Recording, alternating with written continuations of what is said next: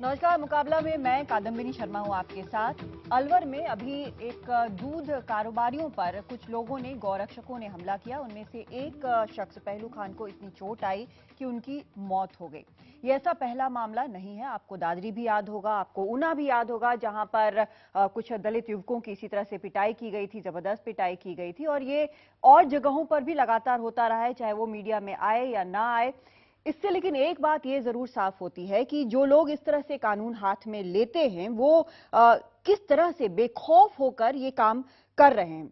जहां एक तरफ पीएम मोदी कहते हैं कि 70 से 80% ऐसे जो गौ रक्षक हैं वो फर्जी होते हैं, वहीं पर एक राज्य का मंत्री ये कहता है कि काम तो ठीक किया लेकिन कानून तोड़ा है। अब इसका मतलब आप खुद लगा लें। लेकिन अब हालात ये हो गए हैं कि सुप्रीम कोर्ट में एक याचिका है। उस याचिका पर सुप्रीम कोर्ट ने केंद्र को और 6 राज्यों को नोटिस जारी किया है, जवाब मांगा है कि आखिर क्यों नहीं गौरक्षा वाले जो ऐसे दल हैं, ऐसे जो ग्रुप्स हैं, उनको प्रतिबंधित कर दिया जाए। यानी हालात यहां तक पहुंच गए हैं कि मामला अब अदालत में है। तो मुकाबला में आज हमारा सवाल है कि क्या गौ रक्षा के नाम पर जो गुंडागर्दी और अपराध हो रहे हैं, क्या सरकारें उसे नजरअंदाज कर रही हैं? इसी पर खास चर्चा करेंगे। हमारे साथ यहाँ पर खास मेहमान मौजूद हैं। राकेश सिन्हा है हमारे साथ, आरएसएस का पक्ष हमारे सामने रखेंगे। हमारे साथ ऐश्वर्या भाटी हैं, सुप्रीम कोर्ट में वकील हैं, एडवोकेट ऑन रिकॉर्ड हैं। हमारे साथ शहजाद पूनावाला हैं, कांग्रेस से जुड़े हैं। पिटीशन भी आप ही की है शहजाद, जिस पर सुप्रीम कोर्ट ने नोटिस जारी किया है। हमारे साथ तनवीर फजल हैं, एसोसिएट प्रोफेसर हैं और जवाहरलाल नेहरू यूनिवर्सिटी में पढ़ाते हैं सोशल सिस्टम्स और सोशल साइंसेज। बताएंगे कि क्या है पूरा मसला असल में। और आरती मेहरा है हमारे साथ, जो कि नेता हैं बीजेपी की। काफी लंबे वक्त से आप इनको देखते रहे हैं और सुनते रहे हैं। सबसे पहले शहजाद, क्योंकि आपकी पिटीशन है, मैं आपसे जानना चाहती हूं कि क्या ऐसी वजह रही कि आप कोर्ट गए? क्या आपको ये आपने कोशिश नहीं की कि सरकारों से बात करें या जो स्टेक होल्डर्स जिनको चुनकर हम भेजते हैं उनसे बात करें, या फिर इस तरह से कोई एजिटेशन चलाएं? इन सब की जगह आपने सीधा कोर्ट क्यों चुना? देखिए, हमारे जो संविधान में लिखा गया है, आर्टिकल 21 है, जिसको कहते हैं राइट टू लाइफ, और उस राइट टू लाइफ में एक रूल ऑफ लॉ, कानून की व्यवस्था का हमें सुरक्षित एक अधिकार दिया गया है। इसका मतलब ये है कि आप में से कोई भी व्यक्ति अगर सिग्नल तोड़ता है, मेरे पास कोई अधिकार नहीं कि मैं आपकी गाड़ी रोकूं, आपको मारूं पीटूं और आपसे बदला लूं कि आपने सिग्नल क्यों तोड़ा। ये हिफाजत करनी इस रूल ऑफ लॉ की बहुत जरूरी है, क्योंकि जिन देशों में नहीं होती है इसकी हिफाजत, वो देश लोकतंत्र नहीं रहते। आप अफगानिस्तान देखिए, पाकिस्तान देखिए, वहां पे कोई भी किसी को चलते फिरते मार सकता है। तो इसलिए ये मुल्क, हमारा जो जमहूरियत है, वो रूल ऑफ लॉ की वजह से है। इस मुद्दे पर यह हुआ कि गौरक्षा का एक अखलाक का केस हुआ। अखलाक का केस होने के बाद आपने सभी देखा, और बहुत ही निंदनीय घटना है। ये हिंदू मुसलमान गाय भैंस की घटना नहीं है, ये किसी के साथ भी हो सकती है। कल आपको पसंद नहीं करेंगे तो कोई कारण निकाल के ये कहेंगे कि आपने कानून तोड़ा, आपको मार सकते हैं। ये जब अखलाक की घटना हुई और ऊना की घटना हुई, मेरे प्रधानमंत्री ने कहा कि 80% ये गोरक्षा वाले गोरख धंधा कर रहे हैं। मुझे बड़ा बहुत खुश हुआ मैं कि इतना स्ट्रांग स्टेटमेंट आया। पर फिर स्टेट आफ्टर स्टेट, जो बीजेपी शासित स्टेट थे, गुजरात, हरियाणा, महाराष्ट्र, राजस्थान, यहाँ पे घटनाएं होती गई। 10 घटनाओं का हवाला मैंने कोर्ट को दिया। और इन प्रदेशों में न केवल इनको खुली छूट मिलती है, इनको कानूनी और राजनीतिक संरक्षण मिलता है। जैसे मोहतरमा ने कहा, नकवी जी का बयान आया, गुलाबचंद कटारिया जी का बयान आया। गौ सेवा और गौ रक्षा में मुझे कोई आपत्ति नहीं है। मैं आपको बताऊं कि जब राजस्थान, आपको लगा कि कई राज्यों का केस है इसलिए आप कोर्ट में गए, या फिर आपको लगा इसमें दो चीजें हो गई। मोदी जी के इतने बड़े बयान के बाद भी, और उन्होंने कहा था डोसियर बनाने के लिए सबको, उन्होंने कोई कार्रवाई उस पर की नहीं। अखलाक के मरने के बाद वो बेटा उसका एयरफोर्स में था, पर उसके हत्यारे के शव पर महेश शर्मा जी, हमारे केंद्रीय मंत्री, तिरंगा चढ़ाने चले गए। फिर मुझे लगा कि मोदी जी कह तो कुछ रहे पर हो कुछ और रहा है। आरती मेहरा, आपसे इस पर हम जवाब चाहेंगे कि जब खुद हमारे देश के प्रधानमंत्री ये कहते हैं कि 70 से 80% जो गौ रक्षक हैं वो फर्जी है, फिर कोई मिनिस्टर इस तरह के बयान कैसे देता है किसी राज्य का कि जो काम कर रहे हैं वो ठीक कर रहे हैं? देखिए, प्रधानमंत्री जी ने बहुत क्लैरिटी से न सिर्फ ये कहा कि ये फर्जी 70 से 80%, उन्होंने साथ में ये भी कहा कि जो भी गौ रक्षा के नाम पे गुंडागर्दी करेगा उसे बख्शा नहीं जाएगा। उसी की तहज पे अगर आप देखें, अब ये एक बहुत इंडिपेंडेंस की लड़ाई थी, ये स्ट्रगल हमारी जो थी ये इंडिपेंडेंस से थी। ये आर्टिकल 48 भारत के संविधान का बहुत डायरेक्टिव प्रिंसिपल है। हाँ। और इसमें बहुत क्लियरली कहा गया है, मैंडेट है राज्यों को कि स्लॉटरिंग नहीं होनी चाहिए। हाँ। लेकिन उसके बावजूद आजादी के इतने सालों के बाद इतने इलीगल स्लॉटर हाउस चल रहे हैं। आपने, क्योंकि आपने कानून की बात की, आप कह रहे हैं राज्यों को मैंडेट है, तो राज्यों को मैंडेट है ना, ये गौरक्षक दलों को तो मैंडेट बिल्कुल नहीं दिया है, गया बिल्कुल नहीं है। किसी भी हालत में कानून को कोई भी लोकतांत्रिक व्यवस्था में अपने हाथ में नहीं ले सकता, ये स्वीकार्य नहीं है। अभी अगर आप देखें, योगी जी के एग्जाम्पल को देखें, उन्होंने ना योगी जी को अभी छोड़ दीजिए, आप कटारिया जी पे आ जाइए अभी। नहीं, मैं आपको सबकी बात कर रही हूँ। कटारिया जी की बात पहले बता दीजिए। मेरे लिए तो सुप्रीम बात जो मेरे प्रधानमंत्री जी ने आरती कहा, आरती जी, कटारिया वाली बात प्रधानमंत्री जी ने कहा वो फाइनल है। कटारिया जी के साथ जो भी बात करनी है वो मेरे राष्ट्रीय अध्यक्ष जी और प्रधानमंत्री आपको लगता है कि जो पीएम कह रहे हैं, जो लॉ ऑफ द लैंड है वो नजरअंदाज, मिनिस्टर्स हो या फिर नेता हो, वो नजरअंदाज कर रहे हैं? कोई भी क्या वो नजरअंदाज कर रहे हैं? आरती जी, सबसे बड़ा सवाल यहाँ पे कि क्या पीएम की बात को, लॉ ऑफ द लैंड को ये लोग नजरअंदाज कर रहे हैं? भारत के लोकतांत्रिक व्यवस्था में हमारी जुडिशरी सुप्रीम है। हमारे प्रधानमंत्री जी जो देश का नेतृत्व कर रहे हैं, जो एक संवेदनशील नेतृत्व देते हैं, उनका कहना सुप्रीम है मेरे लिए। मैं उसके बाद की बात में नहीं जाऊंगी, लेकिन मैं ये जरूर कहना चाहूंगी कि हमारे जो सर्वोच्च पदों पे बैठे, मैं योगी जी की बात करना चाह रही थी, योगी जी ने बहुत क्लैरिटी से कहा कि सिर्फ और सिर्फ इलीगल स्लॉटर हाउस पे ही हम कर रहे हैं, वो सबसे मिले। और उन्होंने यहाँ आप जो कॉन्ट्रडिक्शन आप बताने की कोशिश कर रही हैं कि उन्होंने ऐसा किया, उन्होंने योगी जी ने अवैध बूचड़खानों की बात की, यहाँ पर जो गुंडागर्दी है, जो अपराध है, उसको कहीं न कहीं जगह ही नहीं है लोकतांत्रिक व्यवस्था में। केंद्र की सरकार ने लोकतांत्रिक व्यवस्था में जगह ही नहीं है गुंडागर्दी की या कानून को अपने हाथ में। मुख्तार अब्बास नकवी जहां पार्लियामेंट में बोल देते हैं कि कुछ हुआ ही नहीं है। खैर चलिए, कोई बात नहीं। ऐश्वर्या, जो हो रहा है उसको हम क्या, जैसा यहाँ पर आरती जी कह रही हैं कि उसको मैंडेट है राज्यों को, लेकिन जैसा मैंने पूछा उनसे भी कि मैंडेट तो राज्यों को है, जब इस तरह के दल जो हैं इस तरह की चीजें करते हैं, तो क्या राज्यों को ये भी मैंडेट है कि इन लोगों को खुली छूट दी जाए? देखिए, लॉ एंड ऑर्डर मैकेनिज्म जो है वो कॉन्स्टिट्यूशन के दायरे में रूल ऑफ लॉ के अंतर्गत स्पेशल एजेंसीज को ही उसकी रिस्पॉन्सिबिलिटी है। हाँ। आम नागरिकों को उसकी रिस्पॉन्सिबिलिटी तभी तक है अगर वो कोई कॉग्निजेबल ऑफेंस देखते हैं तो उसको रिपोर्ट कर सकते हैं, उसकी इंफॉर्मेशन दे सकते हैं।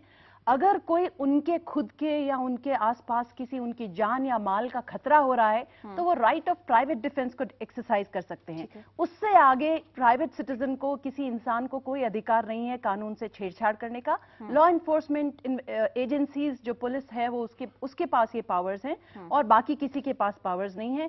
स्टेट के भी जो कानून है वो बने हुए। देखिए, ये आज का डिबेट नहीं है, ये कॉन्स्टिट्यूएंट असेंबली ने भी डिबेट किया था और बहुत स्ट्रांगली डिबेट किया था कि should cow slaughter be banned in a country like India. और पूरी डिबेट के बाद में ये सोचा गया कि that time is not right कि इस टाइम पे इसको कंप्लीटली बैन किया जाए। इसीलिए जिस चीजों के लिए हिंदुस्तान एक as a newly born democratic country ready नहीं था, उसमें से बहुत सारी चीजें डायरेक्टिव प्रिंसिपल्स में आ गई, जैसे यूनिफॉर्म सिविल कोड आ गया, बैन ऑन काउ स्लॉटरिंग आ गया आर्टिकल 48 के फॉर्म में। अब आर्टिकल 48 के बाद में जो कॉन्स्टिट्यूशन का 7th शेड्यूल है उसमें 3 लिस्टें हैं कि यूनियन कहाँ कानून बनाएगा, स्टेट कहाँ कानून बनाएगा और कॉन्करेंट लिस्ट। तो स्टेट लिस्ट में एंट्री 15 के हिसाब से कई सारे स्टेट्स ने, ऑलमोस्ट 24 स्टेट्स ने इसको बैन किया है और उन कई स्टेट्स में रेगुलेशन है, कई स्टेट्स में कंप्लीट बैन है और कई स्टेट्स में रेगुलेशन है। और ये इशू इनफैक्ट सुप्रीम कोर्ट के सामने एग्जामिन भी हुआ था 2005 में। कॉन्स्टिट्यूशन बेंच का डिसीजन है, 7 जजेस of supreme court sat on this. और गुजरात में एक अमेंडमेंट लाया गया था कानून में। पहले कानून ये था कि खाली 18 साल से जो कम उम्र के जो हैं उनको प्रोटेक्शन है, उनकी स्लॉटरिंग नहीं होगी, milching animals, cause and bovine animals. लेकिन बाद में अमेंडमेंट लाया गया कि 18 इयर्स से जो ज्यादा हैं उनका भी नहीं होएगा, कंप्लीट बैन हो गया। उसकी कॉन्स्टिट्यूशनल वैलिडिटी चैलेंज हुई थी और सुप्रीम कोर्ट के 7 जजेस ने 2005 में उसकी कॉन्स्टिट्यूशनल वैलिडिटी को अपहोल्ड किया और बोला कि ये फंडामेंटल राइट पे कोई वायलेशन नहीं है। पर देखिए वो एक अलग एस्पेक्ट, वो एक पॉलिसी डिसीजन है। पॉलिसी डिसीजन लेके स्टेट्स अगर लॉ बना रही हैं तो उसको अपहोल्ड भी किया है। राकेश जी, आपसे जानना चाहती हूँ, जब पीएम ने ये बात कही थी कि 70 से 80% जो गौरक्षक होते हैं वो फर्जी होते हैं, कुछ और गोरख धंधा करते हैं और दिन में गौरक्षा करने चले आते हैं, अपनी अपनी दुकान खोले बैठे हैं, अगर कुंडली निकाली जाए तो पता नहीं क्या क्या निकले। लेकिन उसके बाद जो मोहन भागवत हैं उन्होंने कहा था कि बहुत सारे अच्छे लोग भी काऊ प्रोटेक्शन के लिए काम कर रहे हैं और उनको इससे जो ट्रबल मेकर्स हैं उनके साथ कंपेयर नहीं करना चाहिए। तो कोई ऐसा स्पेशल तरीका है कि अब ये डिस्क्राइब किया जा सके कि कौन से बहुत अच्छे लोग हैं और कौन से बहुत बुरे लोग हैं? क्योंकि जहां तक लगता है कि जिस तरह से मारपीट हो रही है ये तो फिर बुरे ही लोग हो सकते हैं।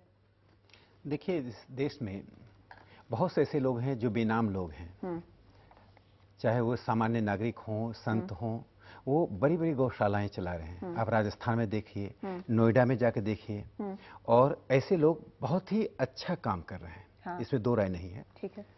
जिस देश में लोकतंत्र है, रूल ऑफ लॉ है, जिसमें कहते हैं कानून का राज, उसमें निजी सेना का कोई स्थान नहीं होता है, प्राइवेट आर्मी का कोई स्थान नहीं होता है। यदि प्राइवेट आर्मी हम बनाएंगे, कल ऐश्वर्या जी बनाएंगे, कल कोई और बनाएगा, और ये कॉन्फ्लिक्ट होगा। इसलिए कानून को सबसे ऊपर रखा है। कानून इम्पर्सनल है। इनको शह कहां से मिल रहा है? मैं बता रहा हूं। हाँ। देखिए, दिक्कत कहां होती है, जो जिस बात को मार्क करना चाहिए, हमें एक कंसेंसस बना है कि कोई आतंकवादी पकड़ा जाता है और किसी ने उसका धर्म का नाम लिया तो हम सब उसको कंडेम करते हैं, कहते हैं आतंकवाद का कोई धर्म नहीं होता। ठीक उसी तरह से चाहे गोरक्षा के नाम पर या अंतरजातीय विवाह के नाम पर या दूसरे दो धर्मों के लोगों के बीच विवाह के नाम पर यदि कोई पकड़ा जाता है, उसको हम धर्म से, विचारधारा से जब जोड़ देते हैं तो जानते हैं क्या होता है? उसको लेजिटिमेसी मिलती है। पकड़ा जाता है मतलब कोई जो क्राइम कर रहा है, क्रिमिनल है, जो क्राइम कर रहा है उसको क्रिमिनल माने। मैं जो क्राइम कर रहा है वो अपराधी माने। जिसने हत्या की, चाहे अलवर में किया कि लातेहार में किया या कहीं और किया, वो हत्यारा है कानून की नजर में। उसे समाज हत्यारा माने। जैसे ही उसको हम चाहे अनचाहे धर्म से जोड़ते हैं, विचारधारा से जोड़ते हैं, तो उसको हमें वाइडर स्पेस। तो जो ये मोहन भागवत जी का बयान है, नहीं, जो ये मोहन भागवत जी का बयान है, इसका ये मतलब है कि जो जिस तरह का काम हुआ है अभी अलवर में, पहले भी हुआ है बाकी जगहों पर, उनको तो हम अपराधी ही माने ना। तो कौन कह रहा है अपराधी नहीं माने? हाँ, ठीक है। मैं एक शब्द कह दूं। हाँ। देखिए, उन चीजों से जोड़ने से क्या होता है, उनको रिस्पेक्टेबिलिटी मिलती है, लेजिटिमेसी मिलती है, और उनको एक प्रोटेक्शन मिल जाता है। यदि हम उनको आइसोलेट कर देते हैं कि इनका कोई धर्म नहीं है, कोई विचारधारा नहीं है, तो वो साइडलाइन होंगे। इसलिए मुझे लगता है कि दोहरा मापदंड जो लोग अपनाते हैं, जब आतंकवादी पकड़ा जाता है तो कोई धर्म नहीं है। जो गाय हत्या के नाम पर किसी को मारता है, तस्करी को रोकने के लिए मारता है, तो उसके धर्म से जोड़ देते हैं। इसे रोकना चाहिए। तन्वीर, आपसे जानना चाहती हूँ, जैसा ऐश्वर्या ने भी यहाँ पर कहा कि ये बहस कोई नई नहीं है, ठीक है, कॉन्स्टिट्यूएंट असेंबली में भी चली थी, और यहाँ पर जो मेरे पास कुछ कोट्स हैं, जैसे महात्मा गांधी ने लिखा था यंग इंडिया में 1921 की ये बात है कि I would not kill a human being for protection of a cow as I will not kill a cow for saving a human life, be it ever so precious. ठीक है, तो इस तरह की बहस जो है वो लगातार चलती रही है, लेकिन कहां पर वो एक ब्रेकिंग पॉइंट आ गया है जो इंसान को नहीं देख रहा है, खाने के नाम पर, या फिर अगर इस तरह से उनको लगता है कि कुछ गलत कर रहे हैं, गायों की तस्करी कर रहे हैं, तो मार देना ही एक ऑप्शन रह गया। ये ब्रेकडाउन कहां पर है?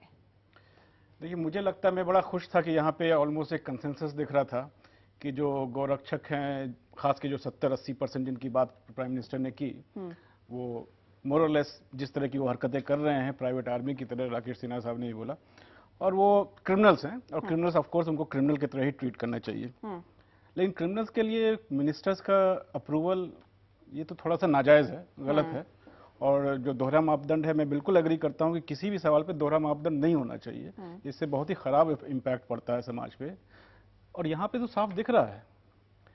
हमारा ये मानना है कि एक बहुत जमाने से ये टेंशन है, ये सच्चाई है कि ये काउ प्रोटेक्शन को लेकर के, काउ स्लॉटर को लेकर के एक किसी ना किसी तरह से फैक्चुअली सही है या गलत है, लेकिन ये उसका कनेक्शन एक कम्युनिटी के साथ हो गया है, मुस्लिम कम्युनिटी के साथ। नाउ पहले भी इसको बैन किया गया और उसके बाद भी हमने देखा कि कितने सारे स्टेट्स ने बैन कर रखा है। आखिर इम्प्लीमेंट क्यों नहीं हो पा रहा है? उसकी कई वजह हैं। मुझे लगता है कि इस तरह के जो विजिलेंटिज्म से एटलीस्ट काउ प्रोटेक्शन, जो सीरियसली इंटरेस्टेड है काउ प्रोटेक्शन में, वो किसी तरह से उस एंड को अचीव नहीं कर रहे हैं। उनका पर्पस कुछ और है। हाँ। उनका पर्पस समाज में पोलराइज करना है। हाँ। वो किसी पॉलिटिकल एजेंडा से कर रहे हैं या आपसी किसी तरह के टेंशन की वजह से कर रहे हैं, कोई लोकल टेंशन है या कोई लार्जर एजेंडा है, वो तो इन्वेस्टिगेशन की बात है। यहाँ पर क्यास लगाना ठीक नहीं है। लेकिन मैं जस्ट एक चीज बोलना चाह रहा हूँ कि अगर आप सीरियस है काउ प्रोटेक्शन को लेकर के, तो यहाँ पे आप देखिए, सबसे पहले फैक्ट्स जो बता रहे हैं, 2007 से लेकर 2012 के बीच में जो लाइव स्टॉक का सेंसस हुआ, 2007 से लेकर 2012 के बीच में काउ पॉपुलेशन जो है वो 7% बढ़ी है, घटी नहीं है। इस बीच लाइव स्टॉक की, टोटल लाइव स्टॉक की, जिसमें कि बहुत तरह के जानवर हैं, उनकी घटी है 3.3%। अच्छा। और उस जब सबकी घट रही है, वहां पे काऊ की पॉपुलेशन जो है, फीमेल काऊ की खास के, वो बढ़ रही है। तो इसका मतलब ये है कि जो हम सोच रहे हैं कि मैस लेवल पे काऊ स्मगलिंग हो रही है, मैस लेवल पे यहाँ पर काऊ स्लॉटर हो रहा है, वो सच्चाई नहीं है। मुझे ब्रेक लेना है, ब्रेक के बाद लौटेंगे, हम ये चर्चा जारी रखेंगे और सवाल भी हमारे साथ यहाँ बहुत सारे हमारे दर्शक हैं, उनसे सवाल भी लेंगे एक ब्रेक के बाद।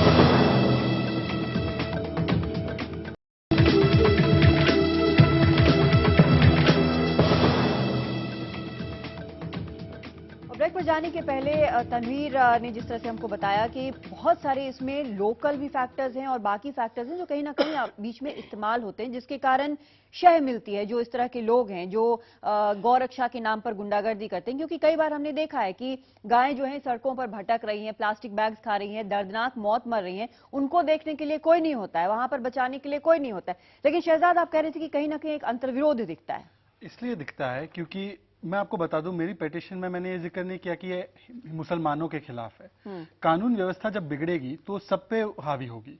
आज हमारे ऊपर है ये गौ के नाम पे, कल आपके ऊपर होगी कोई और चीज पर। तो ये सबके लिए खतरा है। पहली बात, ओवैसी जी की बातों में मत आइए जब वो कहे कि ये मुसलमानों के खिलाफ है या कोई कहे दलितों के खिलाफ है। दूसरी बात मैं ये कहना चाहता हूँ कि राजस्थान के सरकारी गौशाला में 500 गायें मर गई।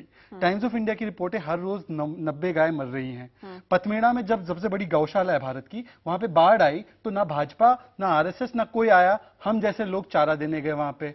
आप दिल्ली का हाल देख लीजिए, आवारा गायें घूम रही है। और नॉर्थ ईस्ट में यही भाजपा जो गाय गाय करती है, गाय हमारी मैं भी आप मानता हूं, मैंने तो कभी जिंदगी में गाय नहीं खाई, पर नॉर्थ ईस्ट में किरण रिजिजू इनके कहते कि हम तो बड़े मजे से खाएंगे और नॉर्थ ईस्ट में हम वहां पे पाबंदी नहीं लगाएंगे। तो ये कैसी बात है कि उत्तर प्रदेश में गाय आपकी माता है और नॉर्थ ईस्ट में सब कुछ चलता है? तो ये गाय के बारे में नहीं है, ये धर्म के नाम पर कानून व्यवस्था को हाथ में लेने की बात है। और इसी पर हम लोग जो है सुप्रीम कोर्ट गए और आज नोटिस हुई है। आज सुप्रीम कोर्ट देखिए ऐसा है, अभी बात हो रही थी गाय, जब 1952 का सेंसेक्स हुआ तो गाय जो थी वो इस देश में 112 करोड़ थी। आज अगर संख्या लें तो 16 करोड़ है, जो कि 7-8 सालों में, जैसा आप कह रहे थे कि कुछ परसेंटेज बढ़ी है, वो 12 करोड़ रह गई थी, आज 16 करोड़ है। एक बहुत संवेदनशील मुद्दा इसके साथ जुड़ा हुआ है। लोगों की भावनाएं, लोगों की आस्थाएं इससे जुड़ी हुई हैं। ठीक है, लगभग 4 लाख गायें की बांग्लादेश भेजी जाती थी, तस्करी होती थी। आज उसमें लगभग 70-80% का रोक आई है। ठीक है, उसके कारण से ये नंबर जो है वो बढ़ा है। इतना महत्वपूर्ण विषय है गाय को, गाय एक इकोनॉमी है देश की, अर्थव्यवस्था इस पे हो सकती है। अब जहां तक आपने जो बात की, उस बात से तो हम कोई किसी भी तरह का विरोध ही नहीं कर रहे। प्रधानमंत्री जी बहुत क्लियरली कह रहे हैं, योगी जी आज क्योंकि स्लॉटर का विषय, वो कह रहे हैं गौ रक्षा के नाम पर अगर कानून अपने हाथ में लेंगे, और जब एक जो हमारे मंत्री हैं, सांसद हैं, वो कहते हैं कि ऐसी कोई घटना नहीं हुई, दूसरे जो राज्य के मंत्री हैं वो कहते हैं कि काम तो अच्छा किया पर कानून अपने हाथ में ले लिया। अब इस तरह के जब बयान आएंगे तो ये लोग, इन लोगों को और बल मिलेगा। एक एग्जाम्पल देना चाहूंगी, मेरी खुद की एज अ मेयर। हाँ, ये फोटोग्राफ है, आप जूम करके देख सकते हैं। ठीक है, क्या है, भावनाएं क्या होती हैं और कानून को हाथ में लेना क्या होता है। मैंने कोई कानून हाथ में नहीं लिया, लेकिन मुझे फोन आता है कि ये जो झुग्गी है आरके पुरम के सामने वाली, यहाँ पे काउ स्लॉटरिंग होती है। पहले भी 2-3 बार टिप्स आई, वहां पे मैसेज भेजे, अपने हेल्थ डिपार्टमेंट को भेजा, दिल्ली सरकार में लिखा, लेफ्टिनेंट गवर्नर को लिखा, सब लेटर्स मेरे पास प्रूफ में है। लेकिन कुछ नहीं हुआ। उसके बाद एक बार फिर टिप आई, मैं 2008 की बात कर रही हूँ। वहां पे मैं गई, 8 घंटे में सड़क पे बैठी। आपने खुद ये पॉइंट प्रूव किया है कि आपने जाकर मारपीट नहीं की, कुछ नहीं किया, आपने किसी की जान नहीं ली। एग्जैक्टली। लेकिन मीडिया भी और दूसरे भी इस विषय को उठाना नहीं चाहते बिकॉज उनको कम्युनल, जबकि ये कोई कम्युनल इशू नहीं है, ये इशू क्राइम का है, एक क्राइम का है। और ये राज्य सरकारें जहाँ हो रहा है, इनकी सरकारें हैं, तो मतलब इनकी पुलिस नहीं कर रही है काम ठीक से। हरियाणा, राजस्थान में किसकी सरकार है? 370 महाराष्ट्र में किसकी सरकार यूपी है? में स्लॉटर हाउस चल रहे हैं। आप अपनी पुलिस को 50 लीगल चल रहे हैं, 50 सिर्फ लीगल है और सारे हरियाणा में अगर इलीगल। गौरक्षक एक्टिव है मतलब हरियाणा की पुलिस कामचोर है, सारा राजस्थान की पुलिस कामचोर है। अगर गौरक्षक सड़क पे उतर के चल रहे हैं तो आप उनको पुलिस को बोलिए ना। हम तो चाहते हैं गौ बचे। आप अरुणाचल में कानून लाए, पूरे मुल्क में कानून लाए और गुजरात और राजस्थान की पुलिस को बोले।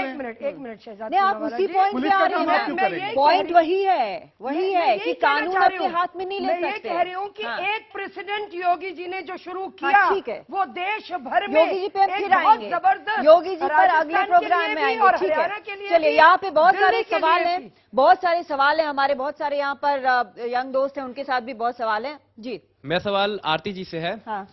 जिस प्रकार से झारखंड, उत्तर प्रदेश और मोदी जी भी सराहनीय कार्य हो रहा है बीजेपी का, जो पशु तस्करी है और जो पशु वध है उसके खिलाफ, तो अरुणाचल प्रदेश जैसे राज्यों में ऐसा दोहरा मापदंड अपनाने की क्या मजबूरी पड़ गई है? ठीक है,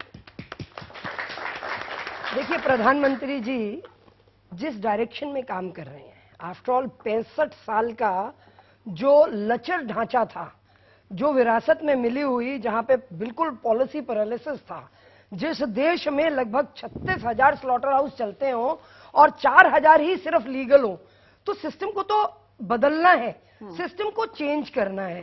तो ये ट्रांसफॉर्मेशन का टाइम है, एक नए भारत का टाइम है, जो प्रधानमंत्री जी कहते हैं। गाय, गंगा, इस सब पे काम हो रहा है।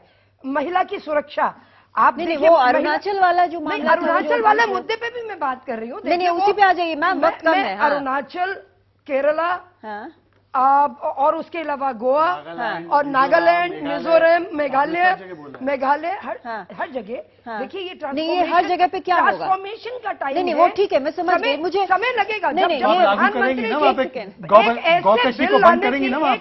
एक सेंटर से बिल लाने का ये एक प्रोसेस। जब देखिए जब ट्रांसफॉर्मेशन होता है, बात घुमा रही है, अरुणाचल में क्या होगा? अरुणाचल में भी विद द टाइम, क्योंकि ट्रांसफॉर्मेशन आप ओवरनाइट नहीं करते, आप छड़ी से नहीं करते हो। लेकिन उत्तर प्रदेश में मूल रूप से, उत्तर प्रदेश, अच्छा राजस्थान पे आप जाइए, आप हरियाणा पे आ जाइए, आप हरियाणा पे आइए, आप गोवा, ऐसी बात नहीं है, मध्य प्रदेश पे आ जाइए आप। सवाल गोवा और अरुणाचल की जो बात कर रही हूँ, मूल रूप से जो चेंजेस होने हैं, वो ट्रांसफॉर्मेशन आएगी। एक ही वाक्य मैं कहना चाहता हूँ, एक वाक्य कहना चाहता हूँ, सिर्फ एक वाक्य कहना चाहता हूँ। अरुणाचल को छोड़ दीजिए, केंद्र में मोदी जी की सरकार ने लेदर इंडस्ट्री को मेक इन इंडिया में डाला, 36 मैकेनाइज्ड स्लॉटर हाउसेस को लाइसेंस पिछले महीने दिए, और इसके अलावा हर वर्ष 15% बीफ एक्सपोर्ट इनके राज्य में बढ़ रहा है। ये केंद्र की सरकार की पॉलिसी बता दे, केंद्र की सरकार की पॉलिसी बता दे। मैं इसका उत्तर दे दूं। देखिए हमारा पूरा कंसर्न पूरे स्लॉटर हाउस में सिर्फ काव के प्रतिबंध पर है, हम काव पर भी केंद्रित कर रहे हैं। एक मैं अरुणाचल का उदाहरण दे रहा हूँ। देखिए इसका कारण भी बता, मैं बता रहा हूँ, हाँ मैं कर रहा हूँ, मैं बता रहा हूँ। ये कारण यदि आपको नहीं मालूम है तो मुझे आश्चर्य है कि इस देश में गाय को किस रूप में लोग देखते हैं। हम अपनी दादी को, माँ को कितने जनरेशन से गाय की पूजा करते हैं, और मुझे लगता है अरुणाचल की भी गायों की पूजा मैं उस पर आपने अरुणाचल की गायों को क्यों आवाज छोड़ी है? कॉन्स्टिट्यूशन वो भी मेरी माँ है, वो भी मेरी दादी है, मैं तो उसकी भी पूजा कर रहा हूँ। मैं इस पर आ रहा हूँ।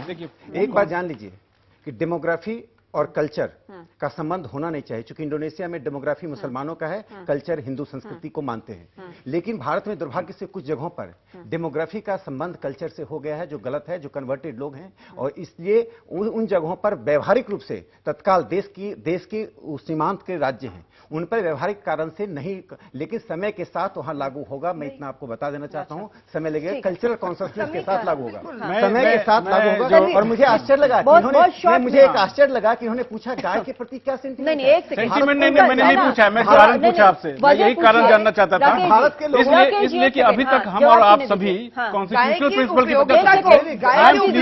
मैं भी सुन रहा हूँ, गाय अध्यात्म और विज्ञान दोनों में गाय पर आप सवाल नहीं कर सकते। नहीं, ये तो गलत बात है। सेंटीमेंट पे सवाल नहीं है, वो कुछ और कह रहे हैं। गाय आस्था का सवाल है, आस्था का सवाल। गाय आस्था का, मैं उससे कहाँ डिफर कर रहा हूँ, मैं सिर्फ आपसे कारण पूछ रहा था। मैं कहा आस्था बहुत बड़ा कारण है। क्योंकि इन्होंने आर्टिकल 48 की बात की है, क्योंकि इन्होंने आर्टिकल 48 की बात की, कॉन्स्टिट्यूशनल प्रिंसिपल की बात की। अभी तक हम लोग कॉन्स्टिट्यूशनल प्रिंसिपल पे ही बात कर रहे थे, आस्था का प्रश्न नहीं लाया था। आपने ही कहा था कि धर्म से ना जोड़ा जाए। नहीं, मारने वाले की, हत्या करने वाले की। जो कॉन्स्टिट्यूशनल प्रिंसिपल की बात हो रही है, उसमें सिर्फ काऊ नहीं है, उसमें कैटल इन जनरल, और उसमें यहाँ पे लॉयर हैं, वो बता सकती हैं कि उसमें बोवाइन, और उसमें मतलब सिर्फ एक और मिल्क एनिमल्स। तो अगर हमको सही में कॉन्स्टिट्यूशनल प्रिंसिपल को इंप्लीमेंट करना है, आरती जी की बात को मानते हुए, तो इस सारी चीजों को लॉ के तहत लाना चाहिए, चाहे यहाँ हिंदू यूपी में लाया जाए, चाहे अरुणाचल में लाया जाए, हर जगह लाना चाहिए। ये जो आप कह रहे थे कि डेवलपमेंट गोल्स भी बने हैं। एक सेकंड, हाँ, मैं यही बात कह रहा था। दूसरी मैं आपकी बात एकदम चुपचाप सुन रहा था, बिल्कुल। दूसरी चीज मैं ये कहना चाह रहा था कि देखिए, आखिर क्यों इतने सारे लॉ बनाने के बावजूद, ये तो कांग्रेस गवर्नमेंट के टाइम में ही वो बहुत सारे लॉज बन गए थे, 1950s और 60s में ही वो सारे लॉज बन चुके थे, लेकिन क्यों आखिर इंप्लीमेंट नहीं हो पाए? क्यों अभी भी बहुत जगह हम सुनते हैं, अभी भी ये एक टेंशन का विषय है? कारण बहुत है। एक कारण उन्होंने सही बताया कि हिंदुस्तान में डाइवर्सिटी है। वो डेमोग्राफी वगैरह कोई थ्योरी दे रहे थे, पर डाइवर्सिटी है, डाइवर्सिटी बहुत तरह की है, आस्था की भी डाइवर्सिटी है, और इकोनॉमी की भी डाइवर्सिटी है, इंटरडिपेंडेंस की भी बात है। हमने अभी तक ये नहीं इंश्योर कर पाए हैं कि जो आपने बात कही कि इतनी बड़ी जो कैटल पॉपुलेशन है या काऊ पॉपुलेशन है, उसको हम किस तरह से बहुत कम हो चुकी है। 16 करोड़ कम नहीं हुई, कम नहीं हुई। कहाँ पे वो 112 करोड़ थी आजादी के बाद? आप देखिए 112 करोड़ कहाँ का फिगर बता रही है मैम? ये 112 जिस तरह की तस्करी लगातार आप लोगों की सरकारों में चली है, राजस्थान में मैडम आप राइवल राउंडिंग करना चाहिए मैडम, प्लीज बांग्लादेश में जिस बात कंप्लीट करने दीजिए, बात नहीं है मेरे बस लॉजिकली मैं ये कहना चाह रहा हूँ कि 112 crore, please check your figure, 112 crore unbelievable है, इसलिए कि आज हिंदुस्तान की पॉपुलेशन 120 करोड़ है ना? और तब 1950s में 20 to 30 करोड़ होगी, 32 करोड़, 32 करोड़। तब ह्यूमन पॉपुलेशन 32 थी। मेरे पास वक्त नहीं बचा है आरती जी, कल मेरे पास वक्त नहीं बचा है सेगमेंट में, मुझे ब्रेक लेना है। एक सेकंड, मुझे ब्रेक लेना है, ब्रेक के बाद मैं लौटूंगी, ब्रेक के बाद लौटूंगी और इस पर फिर से सवाल अपने सारे दर्शक जो यहाँ मौजूद हैं उनसे लूंगी। एक ब्रेक ले रहे हैं।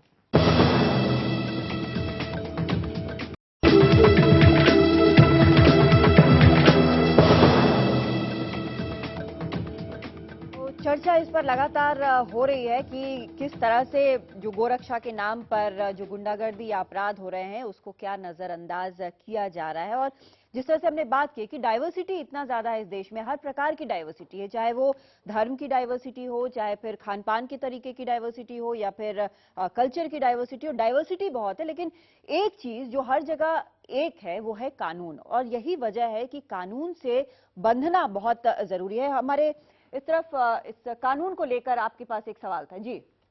मेरा सवाल शहजाद सर से है। हाँ। गौरक्षा के नाम पे जो इंसानों को मारते हैं, उन जैसे दलों को आतंकवादी विरोधी क्यों न कहें? आतंकवादी गतिविधियों में शामिल करना चाहिए और उन्हें इंडिया से बैन कर देना चाहिए इंडिया में। ठीक है, मैं आपकी बात से पूरी तरह सहमत हूँ, और जो हमारी प्ली है सुप्रीम कोर्ट के सामने, हमने यही कहा है कि जो कानून की खिलाफ वर्जी करता है, कोई भी समाज से हो, कोई भी रिलीजन से हो, वो एक तरीके से वही काम कर रहा है जो सिमी कर रहा है, जो ISIS कर रहा है, कि यहाँ की कानून व्यवस्था को तहस नहस कर रहा है। और आर्टिकल 48 का बार बार हवाला दिया जाता है। आर्टिकल 48 बड़े एहतराम से मैं कहना चाहता हूँ, ये directive principle of state policy है, मैडम जानती है।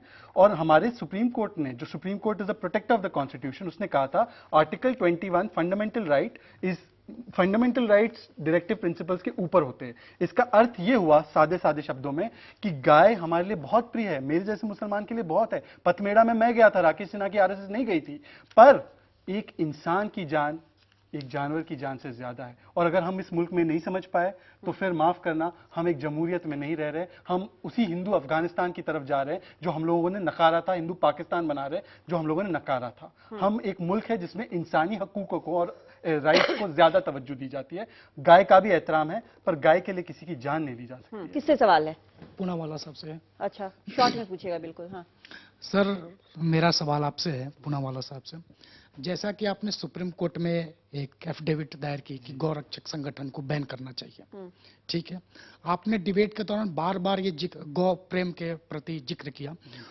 तो मैं ये पूछना चाहूंगा कि जिस तरह से गौरक्षक संगठन को बैन करना चाहिए, तो क्या ऐसा आप कोई एफिडेविट या याचिका नहीं दायर कर सकते जिससे गौरक्षा पूरी तरह से हो? अच्छा सवाल। गौरक्षक असल में गौ को बचाने के काम के विपरीत काम कर रहे हैं। अगर ये काम सीधा सीधा स्टेट की एजेंसीज को और पुलिस को दे दिया जाए तो वो बेहतर काम कर सकते हैं। मेरी याचिका से दो चीजें होंगी। एक तो जैसे मोदी जी ने कहा ये फर्जी गौरक्षक बंद होंगे तो सभी लोग, हिंदू मुसलमान एक होकर सब गौ को बचाने के लिए पुलिस के साथ जाएंगे और गौ को बचाएंगे। और मैं अभी भी अनुरोध करता हूं मेरी बहन से, अरुणाचल में कानून लाए, हमने तो 24 राज्यों में लिया है। एक दो राज्य बच्चे आप ले आइए या केंद्रीय कानून ले आइए।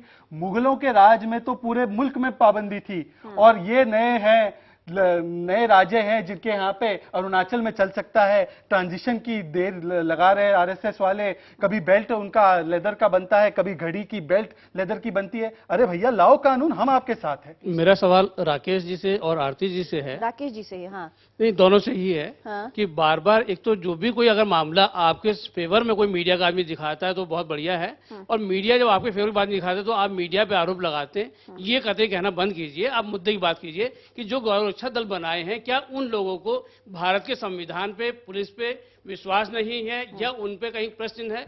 ये एक सवाल है। इसका जवाब क्यों ढूंढते हैं?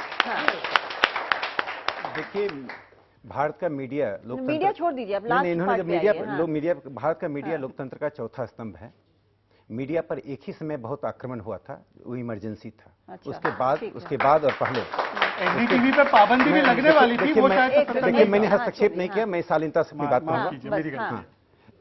मीडिया को जो भी आक्रमण करता है, पॉलिमिकली अटैक करना और बात है कि आप मेरे खिलाफ हैं, मेरे पक्ष में हैं, लेकिन मीडिया को पर कभी भी अटैक नहीं करना चाहिए। मीडिया को एक स्थान देना चाहिए। मैं बात आती है गौरक्षकों पर। मैं इस बात से सहमत हूं, जो लोग हत्या की राजनीति करते हैं वो गौरक्षा के नाम पर गौरक्षा का भक्षण कर रहे हैं। ऐसे लोगों को बकसना नहीं चाहिए। और जो भी राज्य सरकार इसमें विफल होती है, उन राज्य सरकारों को मैं कहना चाहता हूं, और पुलिस को ये ना समझें कि किसी की खैर मकदम कर रहे हैं, वो वस्तुतः लोकतंत्र को और पंथ निरपेक्षता को क्षति पहुंचा रहे हैं। और अंतिम बात मैं कहना चाहता हूं, देखिए, कानून तो यूनिफॉर्म सिविल कोड के नाम पर संविधान आपके लिए नहीं है। तलाक के नाम पर महिलाओं के साथ अत्याचार करते हैं तब तो कानून नहीं है। लेकिन गाय के सवाल पर आप 50 तरह के तर्क देते हैं। ऐसा तर्क मत कीजिए। संविधान का सिलेक्टिव यूज नहीं होना चाहिए। निरपेक्षता को सिलेक्टिव रूप में नहीं देखना चाहिए। हिंदुओं की भी आस्था है। मीडिया का नहीं, मीडिया नहीं, आप जो गौरक्षक वाले पे ये पूछ रहे हैं कि क्या उनको पुलिस पे एतबार नहीं है जो इस तरह से हमले करते हैं? देखिए, ऐसा है कि सरकारें जब सजग होंगी, प्रशासन जब कड़ा होगा, पुलिस जब अपना काम करेगी, हमें उसी डायरेक्शन में बढ़ना है। क्योंकि जो एजेंसीज हैं और वो अपना कानून को हाथ में लेने वालों की जगह सिर्फ और सिर्फ जेल में है। लेकिन जो गौ रक्षा का काम कर रहे हैं, जो अच्छा काम कर रहे हैं, ऐसे हजारों संत हैं, ऐसी हजारों संस्थाएं हैं। दिल्ली में ही कम से कम 7 से 8 ऐसी संस्थाएं हैं जहाँ पे हजारों गायों का किस तरह से देखरेख होती है। जो नहीं, ठीक है, पॉइंट यहाँ पर ये है कि कानून व्यवस्था क्या है, या पॉइंट ये भी है कि क्या जो इंसान है उसके जान की कीमत क्या है, क्या कुछ भी नहीं है? नहीं, ये बड़ा पॉइंट है। हमारे और क्या अनुसार तो किसी पेड़ को की भी कीमत भी किसी को उतनी भी ही सड़क चलते महत्वपूर्ण है। किसी भी पर्सन को, किसी भी व्यक्ति को ये अधिकार है कि वो दूसरे को मार डाले। बिल्कुल कोई अधिकार नहीं है, कानून कहीं पे भी नहीं लोकतांत्रिक बोलते, इसको व्यवस्था क्या कानून का राज humanly? नहीं बोलते हैं। एक ब्रेक ले रहे हैं, लौटते हैं। ब्रेक के बाद अपने सभी पैनलिस्ट से हम उनकी आखिरी फाइनल कमेंट्स लेंगे। एक छोटा सा ब्रेक।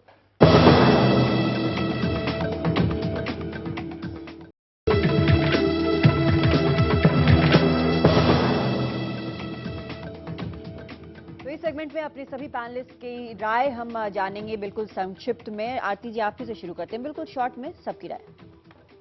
मेरी यही राय है कि गाय इस देश का जो आस्था है उससे जुड़ी हुई है।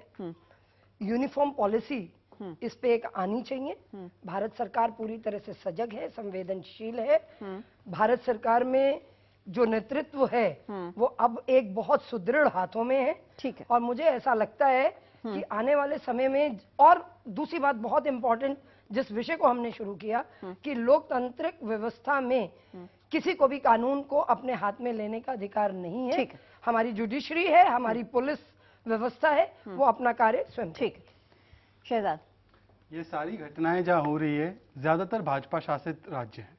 अगर गौरक्षकों को कोई डिफेंड कर रहा है, इनके मंत्री वगैरह, तो ये कह रहे हैं कि पुलिस सक्षम है, तो आरती जी और भाजपा ये तय कर ले कि गौरक्षक सही कर रहे हैं और इनकी पुलिस नाकाम है, या पुलिस सही है और ये गौरक्षक बुरे हैं।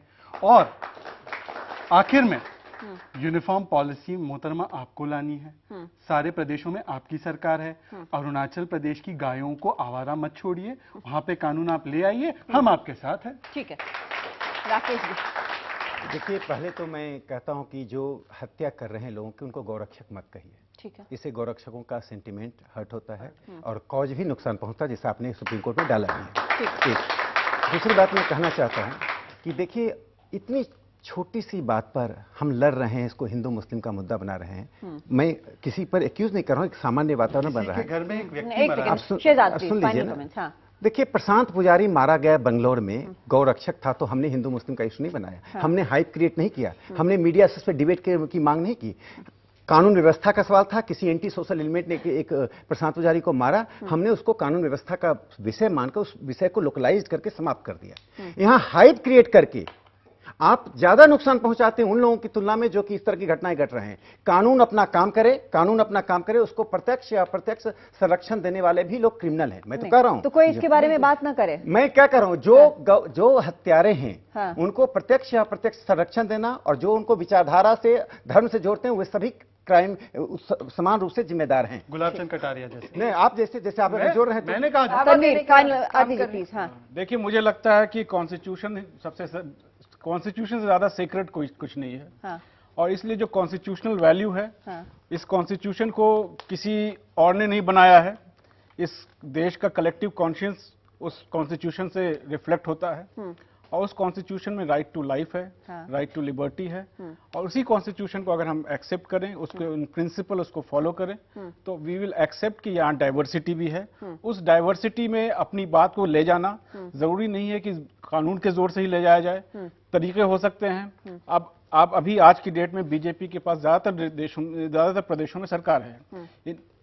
They are in a position कि वो कन्विक्शन के थ्रू और दूसरे तरह के मेथड्स के तरीके से कोशिश कर सकते हैं कि ये जो अभी तक काउ स्लॉटर के खिलाफ जो कानून आया है, हाँ।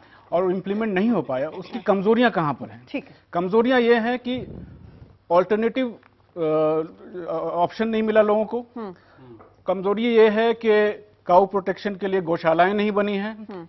तो इस तरह की चीजें अगर नहीं होंगी तो फार्मर्स अपने देते रहेंगे लोगों को जो ओवर एज काउ है। ठीक है। तो इसलिए जरूरी है कि काउ प्रोटेक्शन के लिए पूरा एक complete mechanism. Final comment Aishwarya, आपका फाइनल कमेंट क्या जो कानून की बात हम लगातार कर रहे हैं, प्लीज बहस नहीं, वक्त नहीं है मेरे पास। हाँ Aishwarya, final comment. Just picking up the thread जो प्रोफेसर साहब ने बोला, इसमें एक चीज और मैं ऐड करना चाहूंगी। जो इतने हजारों इलीगल बूचर खाने चल रहे थे, वो भी एडमिनिस्ट्रेशन के एक्टिव कनाइवेंस के बिना नहीं हो सकते।